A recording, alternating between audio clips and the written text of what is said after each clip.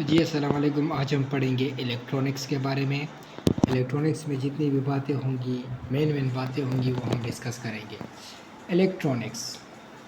जवाद, अब मेरा एक पेन दे दो आपके पास जल्दी से, ताकि इलेक्ट्रॉनिक्स जैसे कि हमारे पास हम सेमीकंडक्टर को यहाँ पर पढ़ते हैं। इलेक्ट्रॉनिक्स में ज़्यादातर हमारा जो डील होता है वो सेमीकंडक्टर के साथ होता है। तो सबसे पहले, इन atoms shells, electrons in atoms are with nucleus to at a particular certain distance. अच्छा, ये कहता है कि एटम्स के अंदर शेल होते हैं, ठीक है, शेल। और वो शेल किस वजह से होते हैं? इन इलेक्ट्रॉनों की वजह से होते हैं, ठीक है। वो शेल किसकी वजह से होते हैं? इलेक्ट्रॉनों की वजह से होते हैं। और ये इलेक्ट्रॉन न्यूक्लियस से सर्टेन डिस्टेंस पर होते हैं, उसको हम कहते हैं क्या? शेल्स। मतलब ये है, ये आपके पास क्या है? एटम का न्यूक्लियस है, जिसमें प्रोटॉन पाया जाता है, positive charge, neutral particle neutron पाया जाता है, और यहाँ पर इलेक्ट्रॉन पाए जाते हैं सर्टेन डिस्टेंस पर। इसको हम कहते हैं सर्टेन डिस्टेंस, ठीक है। और ये इलेक्ट्रॉन एक हाई स्पीड के साथ क्या करता है?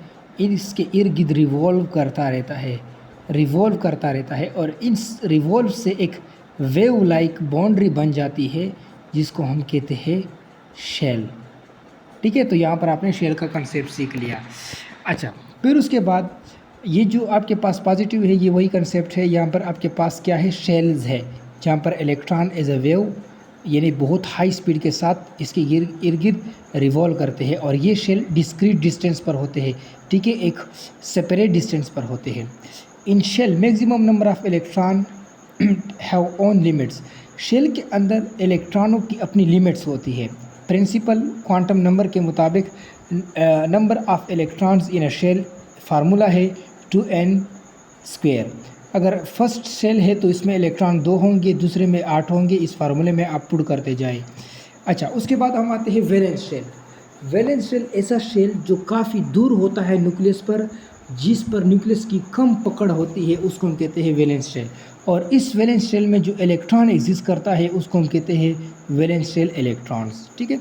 अच्छा, जितना डिस्टेंस ज़्यादा होगा इलेक्ट्रॉन का न्यूक्लियस है, उतनी उसकी एनर्जी ज़्यादा होगी, क्योंकि इलेक्ट्रोस्टैटिक फोर्स क्या हो जाएगा? डिक्रीज़ हो जाएगा, ठीक है। अगर आपसे कोई पूछे कि why when electron are further away from the nucleus its energy increases, तो अब आप उसे बता देना कि यहाँ पर इलेक्ट्रोस्टैटिक फोर्स डिक्रीज़ होता है, क्योंकि वैलेंस इलेक्ट्रॉन लेस टाइटली हो जाते हैं, ठीक है। अब कूलम्स लॉ के मुताबिक जितना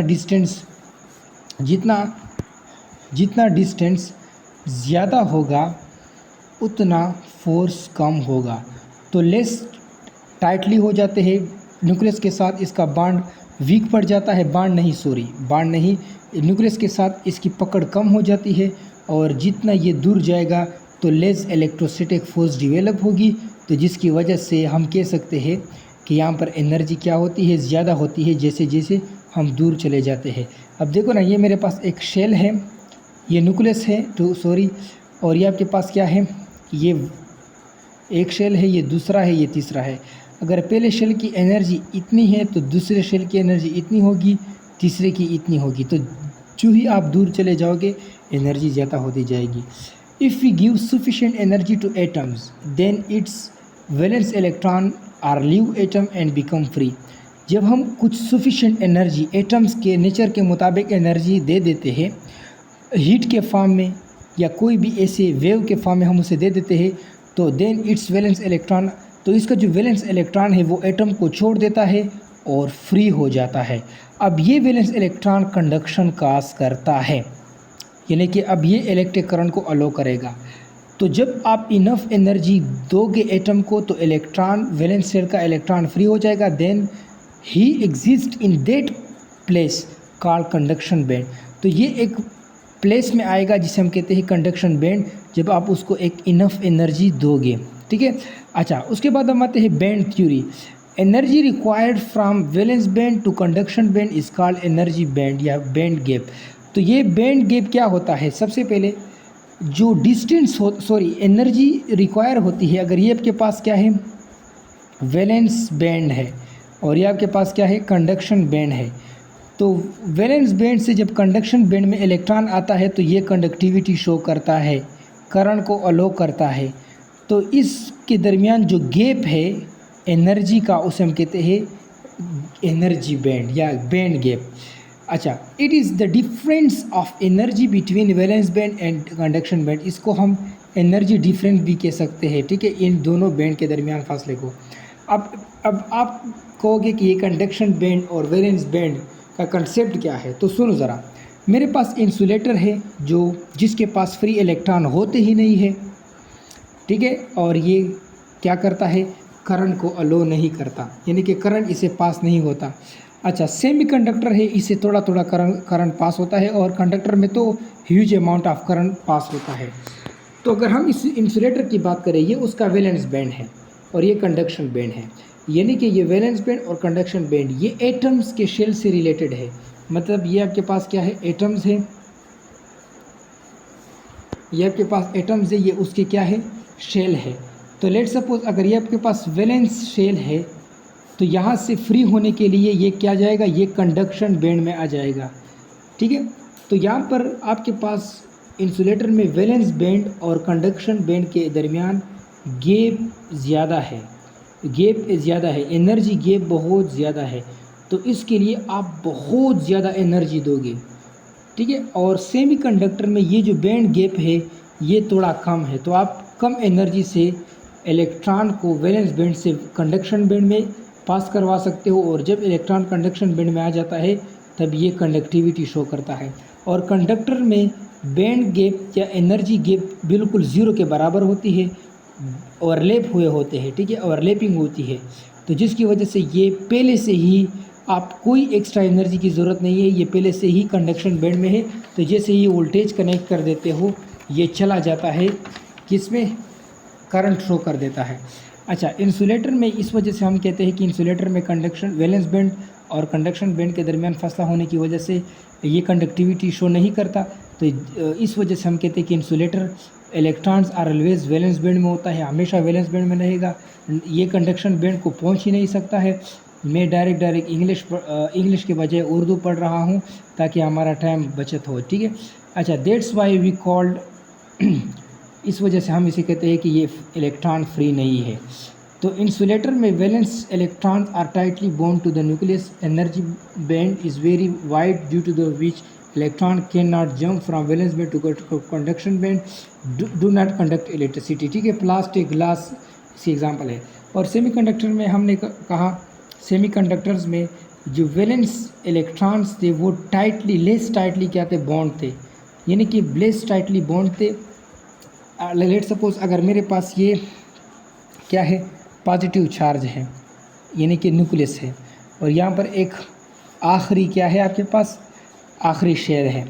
अगर ये इलेक्ट्रॉन इस इलेक्ट्रॉन से तकरीबन अगर मैं कहूँ कि 4 से 10 न्यूटन का, लेट सपोज, और अगर मैं कहूँ कि एक दूसरा आपके पास आपके पास दूसरा एटम है, इसमें आपके पास 4 से 20 न्यूटन, और आपके पास तीसरा एटम है, उसमें आपके पास जो फोर्स है वो 1 न्यूटन है। तो आपने देखा कि 20 न्यूटन वाला टाइटली बॉन्ड है, ये ज़्यादा एनर्जी देने पर भी नहीं उड़ता, तो ये आपके पास इंसुलेटर का काम करता है। ये इंसुलेटर के एटम ऐसा होते हैं। अगर मैं कहूँ कि ये आपके पास 10 न्यूटन है तो ये सेमीकंडक्टर है, तो थोड़ी एनर्जी देने पर ये इलेक्ट्रॉन फ्री हो जाता है, कंडक्शन बैंड में चला जाता है। और अगर मैं कंडक्टर्स की बात करूँ तो 1 न्यूटन से यानी कि बिल्कुल एनर्जी देने की भी ज़रूरत नहीं है, ये कंडक्शन बैंड में ही होता है। तो इस वजह से हम कहते हैं कि कंडक्टर जो होता है इंसुलेटर लेस टाइटली बॉन्ड होता है न्यूक्लियस के साथ, एनर्जी गैप कम होती है, तो थोड़ी सी एनर्जी देने पर ये कंडक्शन बैंड में चला जाता है। इसका सिलिकॉन और जर्मेनियम, आर्सेनिक इसके एग्जांपल है। कंडक्टर में वैलेंस जो इलेक्ट्रॉन्स होते हैं वो फ्री होते हैं, वैलेंस बॉन्ड और कंडक्शन बैंड ओवरलैप होते हैं, ठीक है। और आपके पास कॉपर, गोल्ड, सिल्वर, एल्यूमिनियम इसके एग्जांपल है। अच्छा, सबसे पहले सेमीकंडक्टर आप डिटेल से पढ़ेंगे। सेमीकंडक्टर में हम सिलिकॉन को पढ़ते हैं। सिलिकॉन आपके पास इसके एटॉमिक नंबर 14 है, मास नंबर 28 है। इसके जो वैलेंस इलेक्ट्रॉन है, ठीक है, वैलेंस इलेक्ट्रॉन आपने पढ़ा है, वैलेंस शेल में 4 इलेक्ट्रॉन्स है, तो इसके पास चार्ज इलेक्ट्रॉनों को क्या करने की, शेयर करने की सलाहियत है ताकि वो अपना ऑक्टेट मुकम्मल कर सके। तो इस वजह से ये क्या करेगा, जो सिलिकॉन, ये आपके पास सिलिकॉन का स्ट्रक्चर है, ये इसके पास +14 प्रोटॉन नंबर है और आपके पास ये 1 2 3 4 वैलेंस इलेक्ट्रॉन है, ठीक है, आखिरी इलेक्ट्रॉन है और ये तकरीबन लेस बॉन्डेड है, यहाँ तक बॉन्डेड है ताकि ये इनके पास रहे, ठीक है, और थोड़ी सी एनर्जी देने पर ये उड़ जाते हैं। ये सिलिकॉन का एक क्रिस्टल है और ये कोवेलेंट बॉन्ड बनाता है। सिलिकॉन कौन सा बॉन्ड बनाता है, कोवेलेंट बॉन्ड बनाकर 1 2 3 4 5, ठीक है, 6 7 8 9 10 11। तो आप देख सकते हैं आपके पास जो सिलिकॉन का एटम है 1 2 3 4 5 6 7 8, तो इसका ऑक्टेट मुकम्मल हो चुका है। तो इस तरह ये सिलिकॉन का क्रिस्टल किस पर ये मबनी है, इन सिलिकॉन के स्ट्रक्चर की ओवरलैपिंग की वजह से, एटम की ओवरलैपिंग की वजह से। तो ये सिलिकॉन आपके पास इस फॉर्म में भी आ सकता है, सिलिकॉन 1 2 दो इलेक्ट्रॉन इनके पास शेयर है, ठीक है, दो इलेक्ट्रॉन ये शेयर करता है, ठीक, यानी कि एक इलेक्ट्रॉन इसका और एक इलेक्ट्रॉन इसका, ये शेयर है, ये इसका। अच्छा, सिलिकॉन दो इसके, अगर आप इसको रूम टेम्परेचर पर, यानी कि अगर थोड़ी सी हीट का मतलब होता है कि रूम टेम्परेचर पर ये जो इलेक्ट्रॉन होता है ये वैलेंस बैंड से कंडक्शन बैंड की तरफ चला जाता है और यहाँ पर वैकेंसी क्रिएट हो जाती है। इसको फर्दर डिस्कस करने के लिए हम आपको यहाँ पर बताएंगे, ठीक है। अच्छा, मेरे पास अगर इंट्रिंसिक का मतलब होता है pure semiconductor room temperature has enough a thermal heat energy for its valence electron to jump from valence band to conduction band, free electron are also called conduction. अच्छा, ये कहता है कि अगर रूम टेम्परेचर हो तो सेमीकंडक्टर के लिए ये एनर्जी काफ़ी होती है कि वो वैलेंस इलेक्ट्रॉन जंप करे वैलेंस बॉन्ड से कंडक्शन बैंड की तरफ। तो फ्री इलेक्ट्रॉन्स, इस फ्री इलेक्ट्रॉन को हम कहते हैं कंडक्शन इलेक्ट्रॉन्स। जब इलेक्ट्रॉन जंप करता है कंडक्शन बैंड से तो वैकेंसी क्रिएट हो जाती है। तो इसकी वजह से वैकेंसी जब क्रिएट हो जाती है तो a vacancy is left in valence shell called hole, तो होल बन जाता है। अगर मैं आपको डायग्राम से समझाऊं तो ये आपके पास क्या था, ये आपके पास सिलिकॉन का एक क्या है, रॉड या कोई मैटर है, ये आपके पास बैटरी कनेक्ट है। अब बैटरी का पॉजिटिव पोल क्या करता है, पॉजिटिव टर्मिनल क्या करता है, इस सिलिकॉन से इलेक्ट्रॉन को खींचता है, ठीक है। तो ये इलेक्ट्रॉन यहाँ इस सर्किट में मूव करेगा, ठीक है, सर्किट में मूव करेगा और यहाँ पर फिर वोल्टेज पर के ज़रिए इस पर वर्क होता है, फिर यहाँ पर रिपल्शन होती है। तो ये इलेक्ट्रॉन यहाँ पर आता है और होल क्रिएट हो जाता है। फिर ये दूसरा इलेक्ट्रॉन इसकी वैकेंसी को पूरा करने के लिए, इस होल की वैकेंसी को पूरा करने के लिए आ जाता है, ये भी इस सर्किट में चला जाता है। इस तरह करते करते इलेक्ट्रॉन यहाँ से यहाँ आते हैं और ये होल इसके अपोजिट डायरेक्शन में क्रिएट होते हैं। यहाँ तक बात क्लियर है? अच्छा जी, तो फर्स्ट द इंड एटम, जो इंड एटम है, आखिरी एटम का आखिरी इलेक्ट्रॉन है, वो कनेक्टेड, जो बैटरी के साथ कनेक्ट है पॉजिटिव टर्मिनल के साथ, वो बैटरी की पोटेंशियल डिफरेंस की वजह से वो सर्किट में आ जाता है, होल क्रिएट हो जाता है। इस वैकेंसी को पूरा करने के लिए इलेक्ट्रॉन अपनी जगह छोड़ जाते हैं और इस होल को क्रिएट करते हैं।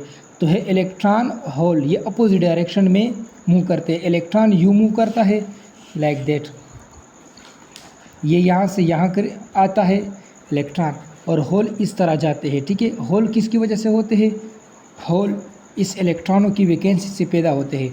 तो यूँ समझो कि सेमीकंडक्टर में, सिलिकॉन में जो करंट प्रोड्यूस होता है वो इलेक्ट्रॉन्स और होल्स के मोशन की वजह से होता है, ठीक है, जो अपोजिट डायरेक्शन में मूव करते हैं। उसके बाद एन टाइप, पी टाइप, इसको अब अगले वीडियो में कवर करेंगे।